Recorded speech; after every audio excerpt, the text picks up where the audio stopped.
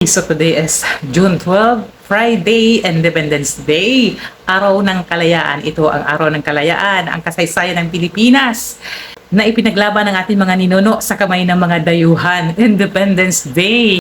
Ganon ang mga ninuno natin na ating inaalala sa ngayon. Ipinaglaban ang bayan para sa sambayan ng Pilipino, para sa kapakanan ng bansa. Hindi sa kapakanan ng iilan lang, katulad ng ipinaglalaban ng mga ilang mga nandyan sa labas ngayon, mga ralihista, humihiga sa kabaong, nagpapanggap na patay dahil sinasabi patay na raw ang kalayaan. Kailan pa nangyari? Malayang malaya, kaya nga kayo nandyan, nagagawa nyo magsinungaling, gumawa ng mga kwentong kung ano-ano. Hinahayaan pa kayo. Pero hindi sa 18 Marites dahil yung kanilang magwagawang kwento, mga cyber libel case ang kahaharapin nila. Ang daming sampa ng kaso, pinakamatindi rito. Nakarating pa sa Marawi. So, ibig sabihin, pag dininig ang kaso, pupunta pa sila ng Marawi. Pero di bali naman, mag-iiraplano itong mga to, bound to Butuan City. Sa tingin ko, mabilis-bilis, mapera itong mga to, mga bayad eh. Biruin mo ba naman, kapalit ng testimonya is 5 million each. Eh kung malay nyo naman, ibigay talaga sa kanila, bawat isa may tagpa 5 million. Makapagpatuloy lang sa kanilang mga panggugulo or destabilization sa against the administration. Di ba? So, kumbaga nakahanda sila dyan. Kasi kung hindi sila handa, hindi sila maglalakas loob na magsisigaw dyan at magtuturo na kung sino ang mga binigyan nila ng mali-malitang pera. Di ba? Pero yun yun. Paulit-ulit kasi tayo, no? Ang hirap isipin na si Leila de Lima, si Dito Soto tumanggap ng maleta, sina kung siya Adjong, biruin mo, mga matitino na mga mambabatas yan. Makakarating sila sa bar, maator ni Baligod. Good luck, Marawi. Good luck sa Marawi. Doon kayo, doon nyo didinggin ang kasong cyber libel. Bagamat, may mga piyansa ito, sa tingin ko, madaming pera to mga to eh, kaya nilang harapin. No? So, 18 sila, so, kung ilan ang sinampahan nila kung ilan ang pinaratangan nila ng cyber libel case, ibig sabihin sa 18 na yon, halimbawa 11 yung pinaratangan nila, so 11 counts bawat isa. So bawat isa sa cyber libel is katulad ng kaso ni former Governor Chavit Singson, 60,000 ang bail. So bawat isa 60,000 times, alam mo kung 11 ang nagsampa ng kaso, 11 times 6 ang laki. So 60,000, kaya. Almost 1 million. So, may 4 million plus pa kayo. Pero yung peace of mind, meron ba kayo? Sa tingin ko, wala kayong peace of mind kasi sobrang dami niyan eh. Biruin mo yung paggugulo nyo, namay nyo na yung pamilya nyo, syempre.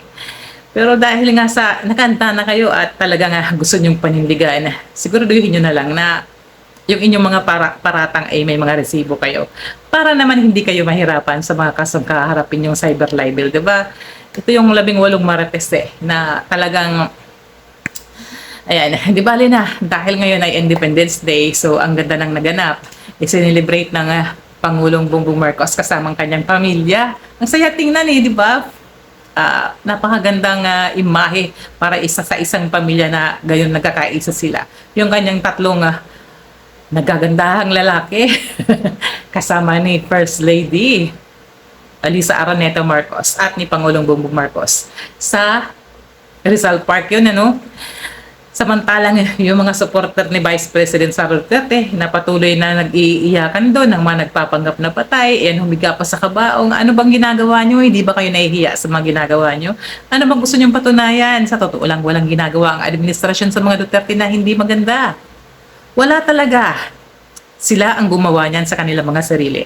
Paano hinarap ni Vice President ang impeachment? Siya rin ang may gawa niyan. Kapabayaan niya sa kanyang trabaho para sa yung mga resibo, yung confidential fund, umabot sa ganon. Ngayon, kung totoo man na may mga beneficiary doon sa confidential fund, para sa kalinisan ng inyong pangalan, dapat pinaliwanag mo. Sinagot mo na sa Congress pa lang. Sa Committee on Justice pa lang ng lower house, dapat sinagot mo na, hindi mo na pinarating sa Senate. Kasi, ayan na, medyo malungkot man. Diba? Andyan na yan eh. Kinaharap mo na yung, kinalaban mo yung first family. Binantaan mo yung buhay na ipapapatay mo, di ba? Kahit pa once na may nangyari sa'yo, so may papatay sa first family. Sa tingin mo, papapatay ka talaga ng pamilyang Marcos. Mukhang ang labo nun eh, no? Para sabihin mo yun na pag may nangyari sa'yo, may kinontrata ka ng papatay sa first family kasama yung former House Speaker na si Martin Romualdez. Kaya yan, hinarap ni Vice President ang impeachment. Marami nagalit kasi hindi nararapat sa ugali ng isang Vice Presidente yung kanilang mga galawan. Medyo ang dami ng mga mahuhusay sa batas at medyo syempre Pilipino tayo, kailangan bilang public servant magpakita ka ng makatao pa rin. Yung asal, dapat hindi ka nagme-meltdown, lingkod bayan kay. So, ayan tuloy, kinaharap ni Vice President Sara Duterte. Then, kinalaban niya ng gusto yung mga kongresista. Tinawag niyang crocodile farm ang lower house.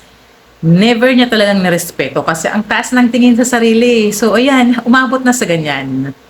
Umabot na sa impeachment si Vice President Sara Duterte. Kasalanan ba ng administrasyon? Hindi. Siya ang may gawa niyan. Hindi po pwedeng laging palalagpasin yung mga galawang hindi maganda. Yung mga mapang-abuso, mapang-insulto at mga pang-mutya na mga galawan na lalong-lalo na hindi naman umiimik ang Pangulo, hindi ka naman pinakikialaman, hindi ka naman binibira. Sa kabila ng sa kampanyahan sa election pa lang ng 2023, nagsisigaw na si former president ng may bangag tayong kandidato, may ano-ano na, di ba? Lahat ng paninira. Hinayaan ka lang eh, nakapagpatuloy pa kayo eh.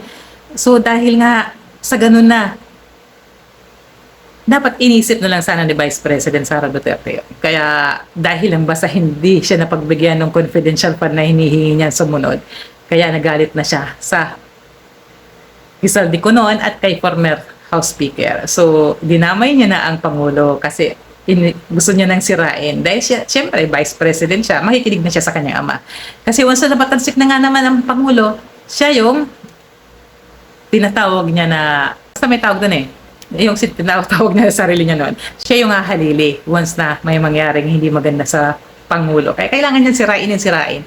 Siyempre nga naman, pag siya na yung leader, lahat ng mga sangkot, lahat ng mga kasalanan, lahat ng mga anomalya, lahat ng mga hindi magandang akusasyon sa kanya, maabsuelto. Kaso baliktad, lalong lumala. Sinampahan niyo pa ng impeachment si President. Sinampahan pa ng impeachment ang Pangulo, pero hindi naman napatunayan kasi mga haka-haka lang, puro mga hearsay. So walang resibo, walang patunay. Hindi pa ba kayo natatauhan yan? Yung ginawa ni Alan Peter Cayetano, siya rin ang may gawa niyan. Nawala siya sa pagka-Senate President, siya rin may gawa niyan. Naging Senate President siya rin may gawa. Diba? Ngayong Independence Day, respeto mo na, recognize to ng Pangulo bilang Senate Pro Tempore si Senator Win Gatchalian. O siya na, hindi na ikaw. Kaya sa darating na impeachment ni Vice President, Sara Duterte, bagamat 2/3 ang bilang na kailangan para ma-impeach ang Vice President. So, doon namin bilang taong bayan malalaman kung anong klase ang ating mga senador. Kung titingin ba sila sa ebidensya o hindi. So, laging ganun, paulit-ulit tayo kasi lagi tayo nakikialam. Lahat tayo nag-aabang ng mga pwedeng at posibleng mangyari, di ba? So, sa dami ng mga prosecutor na nagpresenta, mga private lawyers, mga law firm, at marami-rami pa. So, yan, tulad nga kahapon sinabi ko, first batch in-announce na ni Congresswoman Jerbil Luistro as a chair, as a lead prosecutor ng impeachment against Vice President Sara Duterte. So may second batch pa. Pero ang maganda nito, talagang hindi basta-basta yung mga abogado na talagang iiyak si Vice President Sara Duterte nito. Kung pagdating ng impeachment, makakapag-isip-isip yung mga senador kung ano ang pwedeng gawin, kung talagang babase ba sila sa kanilang konsensya, papabor ba sila sa impeachment o hindi. So abangan natin kasi depende sa kung paano lalaban ang defense panel ni Vice President Sara Duterte.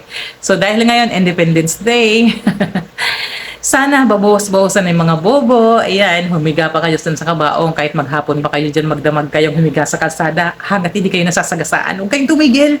Wala namang pipigil sa inyo, pero isigaw nyo patay na ang kalayaan ng Pilipinas. No. Malayang malaya ang Pilipinas. At malaya ang Pilipinas ngayon,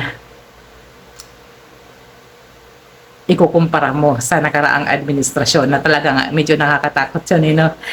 Medyo talagang kasi hindi marunong magpahalaga ng buhay yung mga nakaraang administrasyon. Kaya nga nasa dahig si former President Rodrigo Roa Duterte. Saka bawas-bawasan yung pagiging bobo. Huwag kayong basta-basta maniniwala sa mga gawagawang kwento. Huwag kayong maniniwala sa mga gawagawang kwento kasi once na isinare nyo pa ito, yung mga gawagawang kwento, sasuffer din kayo ng hindi maganda katulad ng mga kaharapin itong 18 mga bayaran ni mga nagpapabayad kasi kapalit ng pera. So, sige, pagpagamit kayo sa mga politikong mga alam nyo na yan kung anong klase sila. Ay, nako. So, inuulit lang ni Senator Alan Peter Cayetano yung kanyang mga actions noon sa lower house nung nakipag-power sharing ka siya kay Lord Alan Velasco. So, dahil binuking na siya ni Congressman Velasco kung ano yung kanyang mga ginawa, same lang ng ginagawa niya ngayon sa Senate. So, ayan na. Senator Alan, stop it na. Magtira ng respeto para sa sarili. Lagi kong paulit-ulit kasi sayang yung pagiging abogado. Pagiging abogado nyo, kung yun lang ay kasisira nyo, di ba? Yung pagiging ganid sa kapangyarihan, di ba? Gusto nyo maging leader ng Senado, head, maging Senate President, kaso wala kang majority. Bumuo ka muna ng majority. Bumuo ka muna ng bilang, makukuha mo muli yan. Gano'n lang naman ang kalakaran, di ba, sa Senate. Sabi ni Atty. Topacio, lahat daw sinabi ni Pangulong Marcos Jr. Lahat daw pinure si Tatay Digong, lahat daw gagawin, hindi daw papansinin ang ICC, pero ano daw ang ginawa? Baliktad daw dahil inapi daw si Vice President Sara Duterte. Naku po, yan ang inyong expertise, yung pa-victim after nyong magbira, pag binalikan kayo, pa-victim style. Ganyan na talaga ang masterpiece ng mga ganitong galawan ni Atty. Topacio. Dahil kahit kailan, hindi naman inapi ang Vice Presidente. Si Vice Presidente mismo ang nagtanggal sa sarili niya sa kanyang posisyon bilang DepEd Secretary. Di ba? So, paano siya inapi? Siya yung kauna-unahan yata na binigyan ng posisyon sa gabinete ng time na yun, di ba? Pero habang nagtatrabaho at tumutupad ng tungkulin ang kasalukuyang administrasyon, wala rin kayong tigil sa mga gawa-gawang kwento, mga mapanirang kwento. So, ayan, no, malinaw na malinaw, walang ginawa ang administrasyon sa pamilyang Duterte. Kung ano ang kanilang kinaharap ngayon, sila ang may mga gawa niyan, di ba? So, dahil today is Independence Day, sana yung mga supporter at mga followers dyan ng ating mga Duterte, bagamat tao lang tayo, normal naman na humanga, pero bigyan nyo ng limitasyon para sa inyong mga kinabukasan na rin, di ba? So, wag pa iiral sa sobrang masyadong pagiging panatiko. Maging mapagmasid, matalino, maging makatwiran. Sa lahat ng bagay dapat, makatwiran. Kung ano ang inyong pinaglalaban, isipin nyo dapat, karapat-dapat ba ito? Itong ginagawa ko, kailangan ko ba talaga silang ipaglaban? Ano ba ang nagawa nitong aking iniidolo? Dapat ganun. Questionin nyo sa sarili nyo. Tanungin nyo ang inyong mga sarili. Di ba? Huwag yung magtanga-tangahan, huwag magpakabububuhan. Kasi parang maliban lang kung tumatanggap ka ng bayad, kung ikaw ay nabibili talaga sa inyong mga actions. So, hindi gawain ng isang mabuting mamamayan yan. Pinagbibili mo na ang iyong prinsipyo kapalit ng maninira ka sa nagtatrabaho ng matino para lang pumabor sa mga taong mapang-abuso at mapagsamantala. 'Di ba? Mga magnanakaw sa kabanang bayan. Ano bang kinaharap ng ating Vice Presidente? Mapatunayan man yan o hindi, proseso ang magsasabi. 'Di ba? So, yun lang. Huwag kang tatanga-tanga at huwag kang pabobo. Bibihira na lang sa mga Pilipino ngayon ang mga katulad nyo. Kaya huwag nyo sabihin, madami pa kayo. Kakaunti lang kayo eh. Kakaunti lang kayo. Kami pa rin ang nagluklok. Kasama rin kami sa 32 million na bumoto kay Vice President Sara Duterte. Oo, nabudol. Nabudol din ako doon. Siyempre. Dahil ganun talaga eh. Wala namang nauuna ang pagsisisi. Meron ba? Yun lang.